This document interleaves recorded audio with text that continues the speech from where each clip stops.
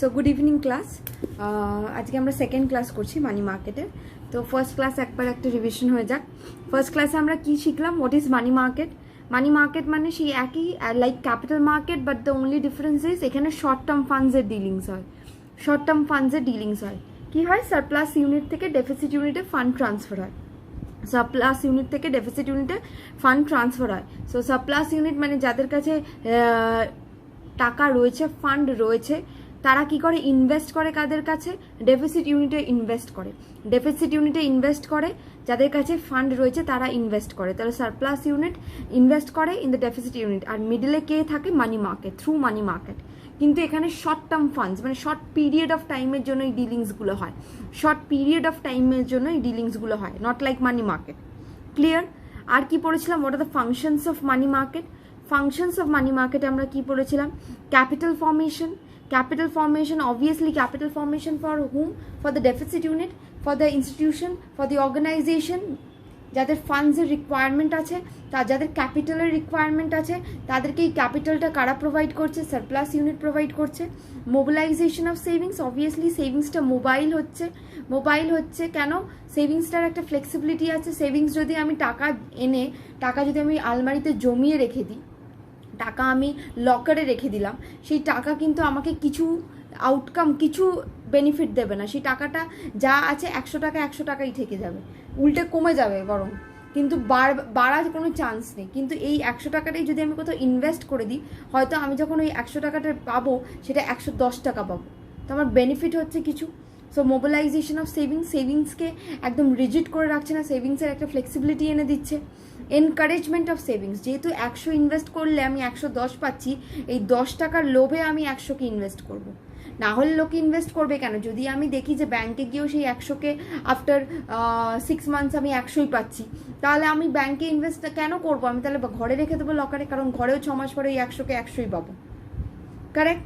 তাই encouragement of savings কি দিচ্ছে, এই ইন্টারেস্ট যেটা পাচ্ছি আমরা ইনভেস্ট করে। Economic growth, obviously economic growth হচ্ছে। ইকোনমিক গ্রোথ কেন হচ্ছে? ক্যাপিটাল বাড়ছে, ক্যাপিটাল পাচ্ছে, যে সমস্ত অর্গানাইজেশন রিকোয়ারমেন্ট হচ্ছে, তাহলে তাদের রিকোয়ারমেন্ট নিশ্চয়ই কোনো ইকোনমিক্যাল কোনো গ্রোথের জন্যই তাদের লাগছে। এই সমস্ত অর্গানাইজেশন যাই করুক না কেন, তাদের ইকোনমিক গ্রোথই হবে। এমপ্লয়মেন্ট ক্রিয়েশন, যেই গ্রোথ হবে economic growth, there will be employment creation. নতুন কোনো প্রজেক্ট কি হচ্ছে, এমপ্লয়মেন্ট জেনারেট করছে, সমস্ত কিছু এমপ্লয়মেন্ট জেনারেশন। যত আমার ইকোনমিক গ্রোথ হবে তত আমার এমপ্লয়মেন্ট ক্রিয়েশন হবে। Clear? Protection of investors interest, obviously protection of investors interest. কারণ কি, আমি এখানে কিন্তু সারপ্লাস আর ডেফিসিট ইউনিটের মধ্যে একটা অর্গানাইজড একটা সেক্টরকে এনে দিচ্ছি, that is the money market. তাই জন্য প্রোটেকশন অফ ইনভেস্টার্স ইন্টারেস্ট, ইনভেস্টাররা যে ইনভেস্ট করছে তাদের ইন্টারেস্টটা প্রোটেক্ট করার দায়িত্ব এই মানি মার্কেট পার্টিসিপেন্টসের। ওকে, নেক্সট লাস্ট কি বলছে, support to government. Support to government, আজকে বুঝতে পারবো যে কেন কথাটা বলা হয় সাপোর্ট টু গভর্নমেন্ট। গভর্নমেন্টেরও যখন ফান্ড রিকোয়ারমেন্ট হয়, তখন সেই গভর্নমেন্টও মানি মার্কেট থেকে ফান্ড রেজ করে। এই কারণে money market provides support to the government. Clear? এবার মানি মার্কেটের আমরা কি পড়েছিলাম, দুটো পার্ট পড়েছিলাম। মানি মার্কেটের দুটো পার্ট পড়েছিলাম, একটা হচ্ছে অর্গানাইজড মানি মার্কেট, একটা হচ্ছে কি আনঅর্গানাইজড মানি মার্কেট। একটা অর্গানাইজড, একটা আনঅর্গানাইজড মানি মার্কেট। ওকে, অর্গানাইজড মানি মার্কেট কথাটা কি, অর্গানাইজড মানে এখানে যে ডিলিংসগুলো হয় সেগুলো অর্গানাইজ থাকে। It's an organise, follows particular rules and regulations. কিন্তু unorganised money market doesn't follow any rules and regulation. Clear? তাহলে অর্গানাইজড মানি মার্কেটের পার্টিসিপেন্টস কারা পড়েছিলাম, আরবিআই। আমি বলেছিলাম পেয়ারে মনে রাখ, RBI, SBI, commercial bank, development bank, exchange bank, cooperative bank, agriculture bank, land mortgage bank. এই লাস্ট তিনটে ব্যাংকই কি করে, এই লাস্ট তিনটে ব্যাংকই ডিল করে হচ্ছে কিসে নিয়ে, এই লাস্ট তিনটে ব্যাংকই ডিল করে সমস্ত এগ্রিকালচারাল লোন, এগ্রিকালচারাল যত রিকোয়ারমেন্ট ফুলফিল করে। ক্লিয়ার? আরবিআই তো আমরা জানি, অ্যাপেক্স ব্যাংক, এসবিআই জানি, আরবিআই পরেই next all the commercial banks, development banks, exchange banks আমাদের কি ফরেন এক্সচেঞ্জ, আমাদের ফরেন এক্সচেঞ্জ ডিলিংসে হেল্প করে। ক্লিয়ার? ওকে, তো আজকে যেটা শুরু করব সেটা হচ্ছে আনঅর্গানাইজড মানি মার্কেট। আর ভীষণ অল্প পোর্শন বাকি আছে মানি মার্কেটের, তারপরে মানি মার্কেট শেষ হয়ে যাবে। ওকে, তাহলে আমি চলে আসি আনঅর্গানাইজড মানি মার্কেট। এবার এই আনঅর্গানাইজড মানি মার্কেটের দুটো পার্টিসিপেন্ট হয়। আনঅর্গানাইজড মানি মার্কেটের দুটো পার্টিসিপেন্ট হয়, কারা কারা? আনঅর্গানাইজ মানি মার্কেটে দুটো পার্টিসিপেন্ট হয়, একটা হচ্ছে ইন্ডিজেনাস ব্যাংকার্স, আরেকটা হচ্ছে আনরেজিস্টার্ড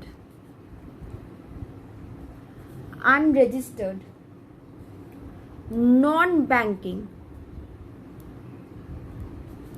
ফাইন্যান্সিয়াল ইনস্টিটিউশনস।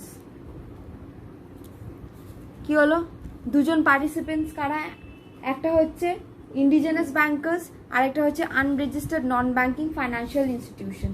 আচ্ছা, ইন্ডিজেনাস ব্যাংকার্স, এই ইন্ডিজেনাস ব্যাংকার্স কারা হয়, এরা হচ্ছে মেনলি এই সমস্ত আনঅর্গানাইজ মানি মার্কেট অ্যাকচুয়ালি আমরা আরবান এরিয়াজে পাবো না, এই আনঅর্গানাইজ মানি মার্কেট আমরা দেখতে পাই রুরাল এরিয়াজে।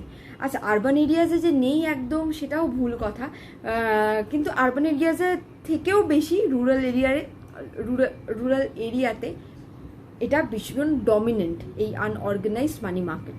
কারণ কি, রুরাল এরিয়াজের লোকজন সেখানে অতটা এডুকেটেড না, সেখানে জাস্ট তারা একমাত্র আর্ন করে কি শুধুমাত্র নিজেদের লিভিংয়ের জন্য, ঠিক আছে, তাছাড়া ওদের কোনো এক্সট্রা কিছু আর নেই, শুধু আর্ন করছি কি আমি খাওয়া দাওয়ার জন্য, আমার খাওয়া দাওয়া থাকা এই সমস্ত কিছুর জন্য। বাট আমি যদি আরবান এরিয়াতে চলে আসি, মানুষ অনেক এডুকেটেড, এডুকেশন পারপাসের জন্য নিচ্ছে, নিজেদের লাক্সারি পারপাসের জন্য তাদের টাকা দরকার, ঠিক আছে, কিন্তু আনঅর্গানাইজড সে অতটা মানে রুরাল এরিয়া তো সেই ব্যাপারটা নেই, এখনও আমাদের প্রচুর রুরাল এরিয়া রয়েছে, ঠিক আছে, তো সেখানে এই আনঅর্গানাইজড মানি মার্কেটের ডমিনেন্সটা বেশি rather than in urban area. এবার এরা কারা হয়, ইন্ডিজেনাস ব্যাংকার্স। ইন্ডিজেনাস ব্যাংকার্স কী করে, নিজস্ব ফান্ড, এরা হচ্ছে নিজেদের কাছে টাকা আছে, এদের নিজেদের কাছে টাকা আছে, সেই নিজস্ব ফান্ড এরা কি করে, প্রাইভেট ফান্ড, কি কথাটা বলছি, প্রাইভেট ফান্ড, নিজের টাকা, ধর আমার কাছে 10,000 টাকা আছে, আমার কাছে এক্সেস 10,000 টাকা আছে, আমি কি করলাম, এই আমার প্রাইভেট ফান্ড, এটা আমার প্রাইভেট ফান্ড, এই ফান্ডটাকে আমি কি করছি, যারা নিডি পারসন, যারা পুয়ার পারসন, যারা নিডি পারসন, তাদেরকে আমি এই প্রাইভেট ফান্ডটা থেকে লোন দিচ্ছি, ক্লিয়ার। তাহলে কি হচ্ছে, এরা কি, এবার লোন আমি কি করছি, আমার নিজস্ব প্রাইভেট ফান্ড থেকে এই সমস্ত নিডি পারসনসদেরকে দিচ্ছি। মেনলি এর ডমিনেন্সটা কোথায়, আনঅর্গানাইজড মানি মার্কেটে, রুরাল এরিয়াতে, ঠিক আছে। আচ্ছা, এবার এই যে নিডি যাদেরকে আমরা দিচ্ছি, তাকে আমি নিডি যে দিচ্ছি এমনি তো দিচ্ছি না, আমি কি দিচ্ছি, আমি কি তার বিনিময়ে কি নিচ্ছি, তার বিনিময়ে আমি তাদের থেকে তাদের ল্যান্ড হয়তো মর্টগেজ নিয়ে নিচ্ছি, বা তাদের অর্নামেন্টস মর্টগেজ নিয়ে নিচ্ছি, বা তাদের কিছু প্রপার্টিজ আমি নিয়ে নিচ্ছি, ক্লিয়ার। তাহলে আমি কি মর্টগেজ নিয়ে আমি এই নিডিদেরকে আমার প্রাইভেট ফান্ড প্রোভাইড করছি, নয় ল্যান্ড, নয় অর্নামেন্টস, নয় প্রপার্টিজ, ঠিক আছে, বা হতে পারে এমন যে আমি এরকমও বলতে পারি যে তোমার যে এগ্রিকালচারাল প্রডিউস যেটা হবে, সেই এগ্রিকালচারাল প্রডিউসের 50% তুমি আমাকে দিয়ে দিও, অন দ্যাট বেসিস আমি তোমাকে এই প্রাইভেট ফান্ডটা লেন্ড করব, ঠিক আছে। তো ইন্ডিজেনাস ব্যাংকার্স এরা কি করে, এরা নিজস্ব প্রাইভেট ফান্ড থেকে নিডিদেরকে লোন দেয়, loan by mortgaging land, ornaments, properties, clear. তো এরা হচ্ছে indigenous bankers. So indigenous bankers unorganise money মার্কেটের একটা পার্টিসিপেন্ট। তো এদের অবশ্যই জানবি যে কি দেবী বলে না লোকে, মহাজন, সেঠজি, মহাজন, এরা কি হয়, এরা এই সমস্ত লোকদেরকে ধার দেয়, ঠিক আছে।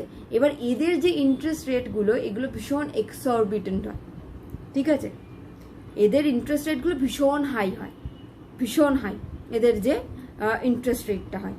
কারণ কি, এরা কোনো রুলস অ্যান্ড রেগুলেশন ফলো করে না, এরা আরবিআইয়ের কোনো রুলস রেগুলেশন ফলো করছে, নিজস্ব ফান্ড আমি ধার দিতেই পারি। আমি বললাম আজ আমি তোমাকে 10,000 টাকা দিচ্ছি, তুমি যখন আমাকে ফেরত দেবে তখন তুমি আমাকে 20,000 টাকা দেবে, দেখ ডাবল আমি চাইছি, because I am not under any rules and regulation, my private fund is not under any rules and regulation, ওটা আমার নিজস্ব, ক্লিয়ার। তাই জন্য এদের ইন্টারেস্ট রেটটা ভীষণ হাই হয়। দেখবি অনেক মানে ফার্মার্স, এদের দেখবি এরা ধারই মেটাতে পারে না, ধার চলেই আসে, because they are not so much educated, তারা বোঝে না, তারা শুধু একটাই জিনিস জানে যে আমাকে আমার ফ্যামিলিটাকে রান করতে হবে, কিভাবে কি হচ্ছে না হচ্ছে সেগুলো তাদের বোঝার ক্ষমতা নেই, এখনো এক্সিস্ট করে, ক্লিয়ার। আর নেক্সট আসি আনরেজিস্টার্ড, নাম দেখ আনরেজিস্টার্ড, কোনো জায়গায় রেজিস্ট্রেশনই নেই। Unregistered non banking, it's not a bank, non banking financial institution. এই ফাইন্যান্সিয়াল ইনস্টিটিউশন কি করে, এদের কাজ হচ্ছে এরা পাবলিকের থেকে কি করে, এরা লোন নেয়।